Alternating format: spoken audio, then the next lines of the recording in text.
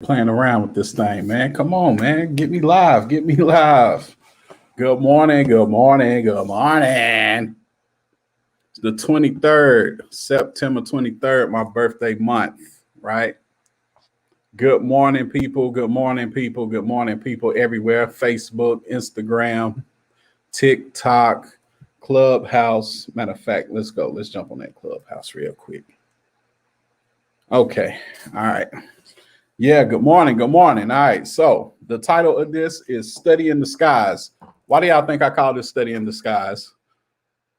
I mean, it's real simple, right? I'm gonna give somebody 2 seconds to come up in this room so they can find out, so they can guess. Ah, Sean, what up? Wow, what up? Talk to me. Ah, what up, though? Man, whole lot, whole lot. Where are you stationed right now, young man? Kentucky? Extra lucky in Kentucky, man. We're gonna leave that alone. We're gonna leave that alone. Yo, talk to me. My birthday was just 2 days ago. Well, happy belated, sir. No, I didn't. All right, look. Let me ask you this: Are you on Are you still on Facebook, or you ain't on Facebook no more? I ain't on Facebook right now. Yeah, that'd be the only way I know birthdays now, man. Dude, I would have forgot my own birthday because it was on Tuesday. I got to be more careful now. But yeah, man, we in this doing this barber thing, man. We're gonna be doing some studying. I'm on chapter 1. I'm live on the other platforms too, Sean. Okay. Yes, sir. But look, while we at it though, like I said, this study in disguise. You know what I'm saying? So we're gonna talk about some other stuff. Please tell me you watching that Power. Yeah, I am. I gotta watch the other show now. I gotta watch the other show. You ain't started? I gotta watch. No, I gotta watch the last episode. Oh, no problem, no problem, no problem, no problem, no problem, no problem.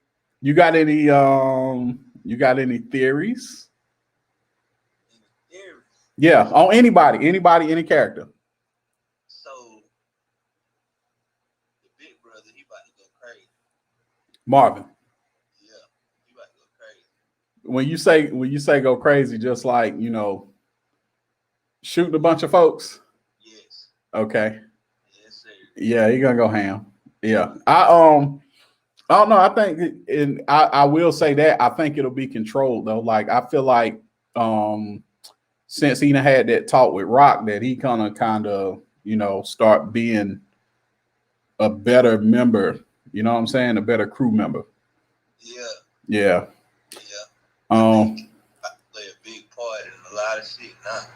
Yes, sir. Yes, sir. So the last episode you seen was when they set Lulu's house on fire, right? Yep. Okay. You think he dead? I do think he did. Interesting. Okay. I do think he did. Okay. So Marvin the written look, and ain't Marvin your daddy name? Yeah. So Marvin gonna go real crazy, ain't he? Yeah. Your daddy gonna go crazy, well.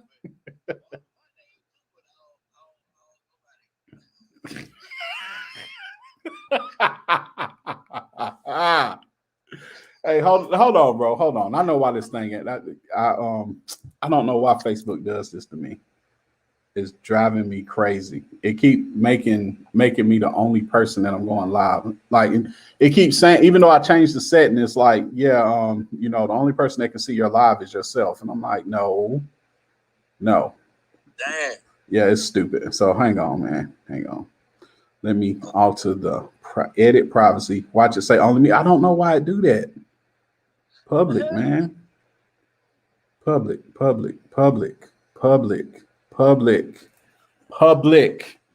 Make this thing public. I don't know why I do that. Driving me crazy, bro. But yeah, we live in this thing, man. Chapter 1, History of Barbering. Look, I'm gonna go ahead and tell y'all right now for the record. 99.9% of chapter 1, 2, and 3, I did not see on the test. And by the way, I went and took the test. Because well, so originally what happened was in '07 in South Carolina. South Carolina got taken over by PCS, Professional Credential Services. Cordelia, what's up? I took what was the Master Barber's test back then, but it literally was like days before they rearranged it. And so they didn't give me those credentials, even though I passed what was the Master Barber test back then. Fast forward to now, they was like, well, you can appeal before the board. You can come to Columbia, this, and the third. And I was like, I don't want to do that. I said, I got to come to Columbia anyway, one way or another. And just let me take the test again. Matter of fact, if you do let me take the test again, that'll be good for me, because then I'll know as an instructor some of the questions that people have seen on the test, but I'll get a chance to see it for myself, right? So that's what I ended up doing. Now, here's the crazy part. So I went up there. I kid you not, bro. I literally tried to fail the test, right? The Master Barber test in South Carolina, the theory test is 110 questions. And I literally tried to fail the test just so I could come back and take it again, because I asked them, I said, look, if I fail this test, if I pass this test, can I take it again? And they was like, well, we can't stop you from paying your money and, registering. Well, apparently you can, because when you go register with PSI, if you took the test and you passed, they won't let you do it again. And I was like, I knew y'all was going to do me like this. So I called up there again. I said, what would it take for me to take this test again? So what they got to do is you got to call the IT department. They got to change your pass to a fail, and then you can re-register again, right? Yeah. Okay. I tried doing that. I still can't register. That's crazy. But they told me, they sent me an email talking about that they received, I don't know, it's like there was some type of confirmation that we had to talk and they were supposed to do this and all this stuff. But when I went back and checked, I was like, okay, they still not letting me do this. And it's still registering that I passed. But I want to take the test again. Just so I'm familiar with all the questions and I can reverse engineer. So when we go through the book, like my thing is, I still want everybody to learn the book, right? I want as much information as this chapter to be not only taught, but retained, right? And you remember how I was doing it, man. I was doing the full court press in the shop. So I'm doing the same thing in the school. Yeah, matter of fact, next time you're in town, man, you got to make sure you come to Lyman to come see me. I'm right across the street from Sophia and them. Okay. Yeah, right across the street. You remember when we was doing all the poetry shows and stuff? Yeah, right across the street, bro. Okay. Yeah, but like I said, I'm doing what I got to do to take the test again, and then of course I'm gonna take the practical again as well.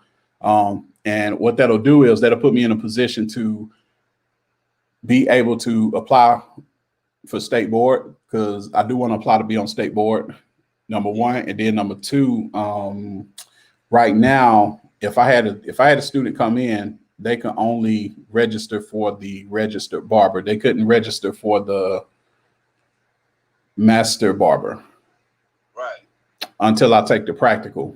But right now, due to COVID and all this stuff, they limited all their testing to once a month. Well, dang. Yeah. So originally I was gonna go this Monday coming, but me and T, we got to do the overview. So now, remember back then when you was registering the OJT, it was like, well, you send the paper in, you send the forms in, you send the payment in, they'll send you a confirmation, and that was pretty much that. Now they established you had to go to Columbia. So me and Ren had to go to Columbia and go to a 2-hour seminar in Columbia, and then they'll send you your permit. Okay, well, due to COVID now, they're doing it online as a webinar. Well, you as an instructor and the student have to be in the same room at the same time for the webinar. Right. So they scheduled my practical the same day that my student I got to be with him for the webinar. So I had to push one back. Well, when you push it back, you're pushing it back by about a month. So now, it used to be like, okay, well, you can take it once or twice the first week in October and maybe 2 or 3 open slots in the second week of October. No, it's literally the end of October, October 27th, something like that. Whatever that last Monday fall on, that's the only day next month I can take it. And, I'm trying to be enrolling before that, but it is what it is. I mean, we'll see how that go too. That'll just give me more information that I've been curious about anyway. Yeah. Yes, sir. But yeah, where were we? History of barbering. Let's see. Huh? I said I'm gonna take the test too. I'm gonna take it. I'm gonna have them send me to take the whatever. Cause You gonna take it in Kentucky or you trying to take it in South Carolina? it don't matter. If it's through the Army, Mm-hmm. I think I'm good everywhere. Okay. They gonna pay for it. Well, cool. Well, keep me posted on that, man. That'll be something that I can talk about too, because that's a new situation I haven't thought about. But yeah, and then another thing, hopefully they continue this. They've been letting in certain states, I don't know exactly which states are for it, which states are against it, but certain states are letting you get hours online. So basically what we're doing right now, like say if we on Clubhouse, we talking, but also if you jump on any other platforms, I don't know if they got a designated platform, but I just know you can go online like via Zoom or something like that, and I can teach and you can get hours for it. But that's only after I get my approvals. So, like I said, I'm racing against the clock here, but hey, it is what it is. All right. Egyptians are credited with being the first people to cultivate beauty in an extravagant fashion. Excavations from tombs have revealed such relics as combs, brushes, mirrors, cosmetics, scissors, and razors made of tempered copper and bronze. Coloring agents made from berries, bark, minerals, and other natural materials were used on the hair, skin, and nails.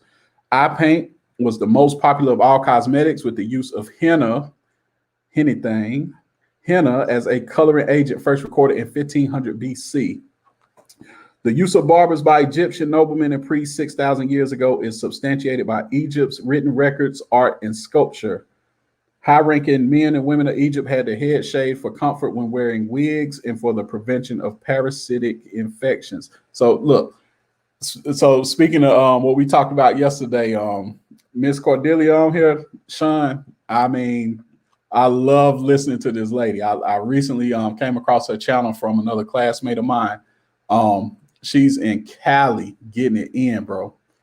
And we had a very thorough discussion on Black Clubhouse yesterday about sanitation and sanitation standards and things of that nature. It's kind of interesting, even all the way back to 6,000 years ago, they was talking about this thing for the prevention of parasitic infestations. That's crazy.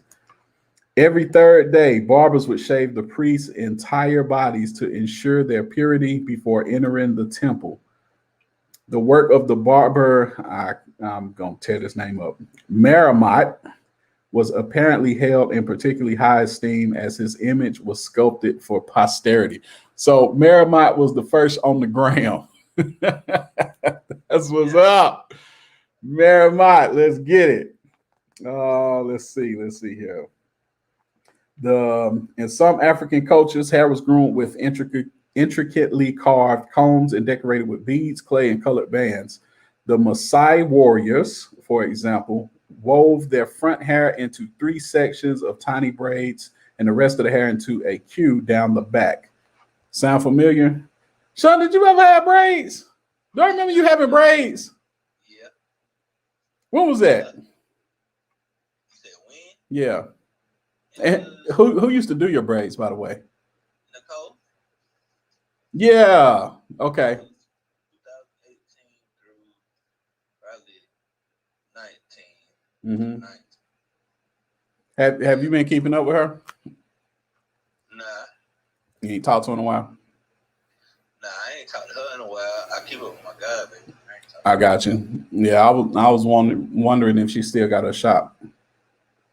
And I actually let it go. mm, I had to holler at Nicole. Let's see.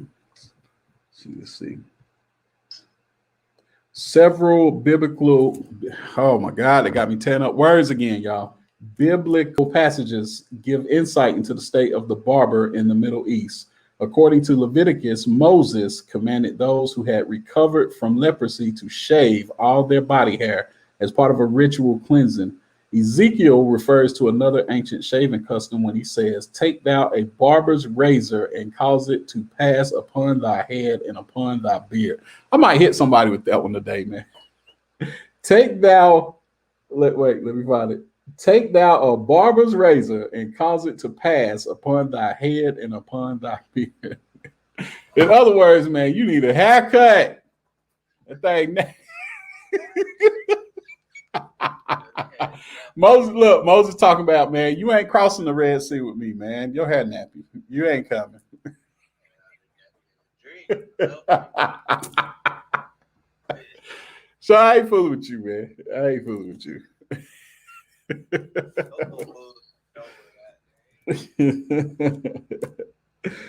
Oh man. Oh man. See, don't do me like that. Don't do me like that.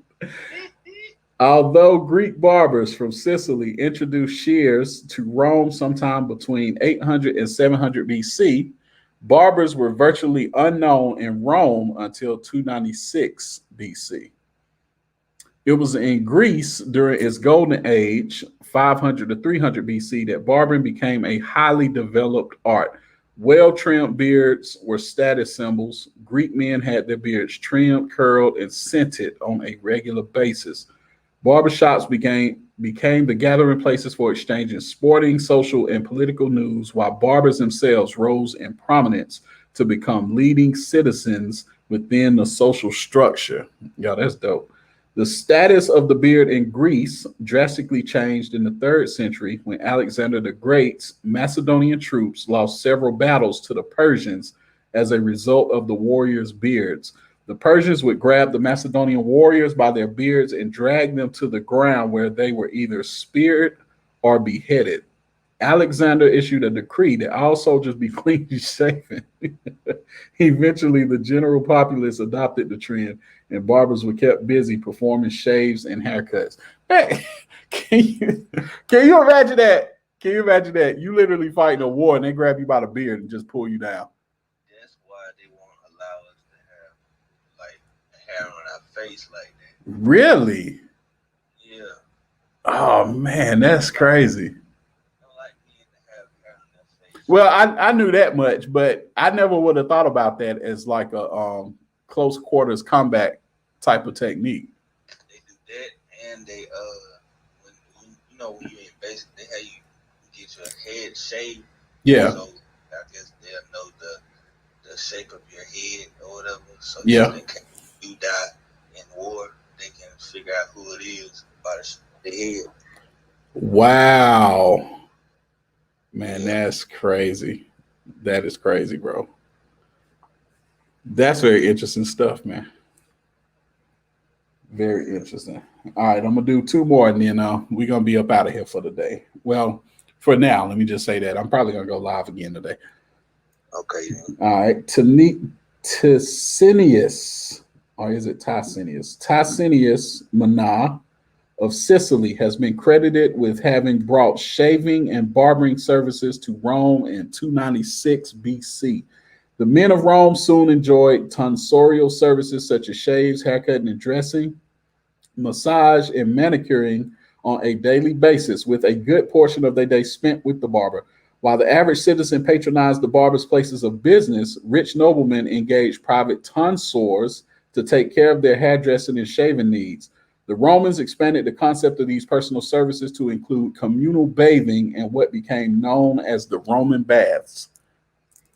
Clean-shaven faces were the trend until Hadrian came to power in 117 AD. Emperor Hadrian became a trendsetter when he grew his beard to hide scars on his chin, resulting in the populace following his lead, and the beard was again in fashion. In fact, the word barber is derived from the Latin word barba, meaning beard. I saw that as a test question.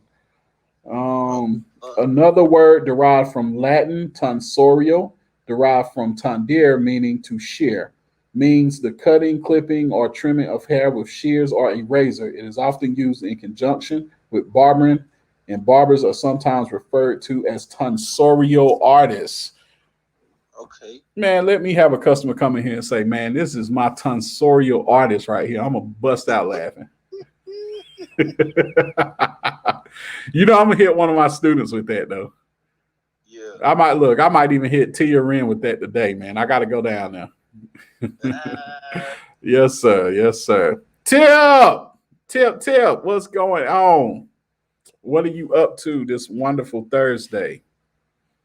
Oh, matter of fact, hey, bro, before I jump off, man, I got a live webinar coming next Thursday, September the 30th. I'm going to be doing Shape Ups 101. For all y'all watching, Shape Ups 101 live webinar. I will have links prepared and all that good stuff later on today. But y'all be ready. I'm thinking about getting... Oh, okay. Yes, Cordelia, let me invite you real quick. Hey, Cordelia, can you do that again? Somebody tried to call me. There we go. Okay. Hello. There she is. What's going on? Happy Thursday. Happy Thursday to you too. I hope everybody is magnificent. You said you was gonna do a live webinar. Where that's gonna be at? Yeah. No, I'm gonna be doing it on Zoom. Oh, okay. Yep, and I have links. I have links prepared probably later on tonight. I'm gonna work on it coming in the next hour or two. It just may take me a little while to get it how I need it, but yeah, sometime today I have the links for that. But I'm gonna be doing shape ups, all about shape ups. I'm looking to have at least I'm definitely gonna have one model that I'm just gonna do everything. You know, where I'm doing shape up is front sides, beard, all that stuff. And then I'm considering getting somebody with a bald head just so I can illustrate certain techniques with the trimmers and all that good stuff. So, yeah. So, you know, and I intend on it to be a long one though. Like I really want to be as comprehensive as I can with it because you know, a lot of barbers will say this, and I agree. My original instructor even said it too. He was like, look, I would rather have a bad haircut with a great shape up than the other way around. All day long. And I was just like, and then another thing about it too is, you know, if you learn to do a shape up, you can pretty much start making money immediately. The minute you're able to do a good shape up, you can start making you some money. So, you know, I tell a lot of my people that want to transition into barbering and things of that nature, if it was one thing I would teach them first, it would probably be a shape up. Yep, because you know you talk well, goddamn shit. Yeah. And when it come down to it, when you do a shape up, after you do the fade, it show you if you need to work on your fade or not. There you go. Yeah, it's a strange effect, man. Like if you fading and then you do a shape up, it'll put that fade in perspective of, okay, I need to work on this, or this is good, or that's good. Like all of that, man. I really wish I could get a kid in there, a child in there, just so some of these things that I illustrate, especially on my social media, like I'm starting to really get into the technical stuff. But, you know, I learned a lot of my principles on kids. So if, like I talk about blade angle to surface all the time, right? That's been my big thing, and I'm gonna add that as its own class to the course as an upsell or something like that. But you be cut people. Well, that too, but kids are highly receptive just off of you changing the angle of your blade to surface, right? So let's say you remember we had those modified trimmers, and you would put it if you put it at a certain angle, that kid is gonna jump out. He either gonna jump out that chair or he gonna scrunch and not let you shape it up no more. Right. Versus if you alter your angle a little bit, you can still get that shape up on him, but it's not so bad, especially on his points on the side where, well, we call it 0.1 and 0.2, between 0.1 and 0.2. Y'all will know what I'm talking about as soon as if I gave y'all a visual. Well, y'all can't see it on Clubhouse, but you can on all my other platforms. When I say this right here, them kids, they will close their eyes, they'll squeeze, they'll close their eyes really, really hard and squinch really, really tight because they're like, I know this thing about to hurt. But you already know. So you know what I'm talking about. So it's like there are certain things you can do to make it less comfortable. Like some kids, it don't matter. You can take the dullest clippers and they still gonna do that. But the biggest thing is trying to create the effect that you want as a barber for what they're asking for, but you do it in such a way that they're still comfortable.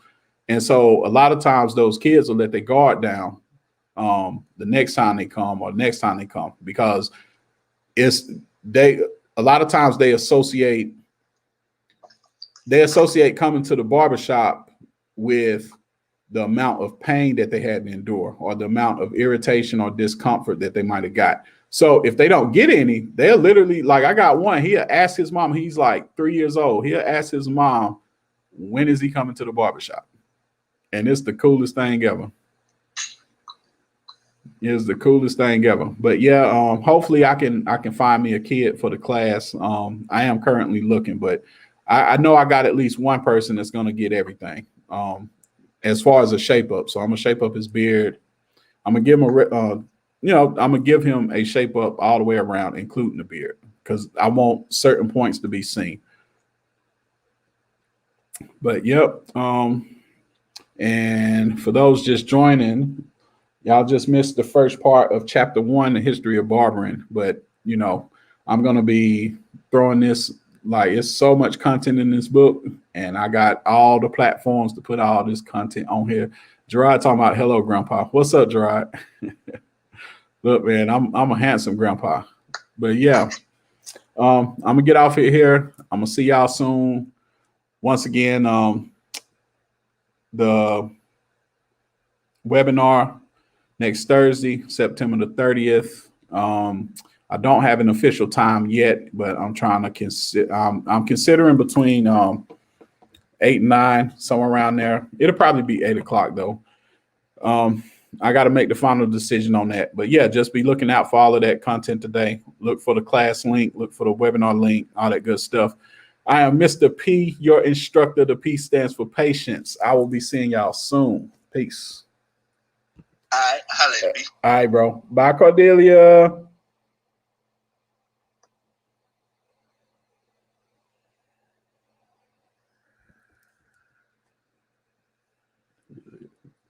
End the broadcast, baby. End the broadcast. End it. Yeah.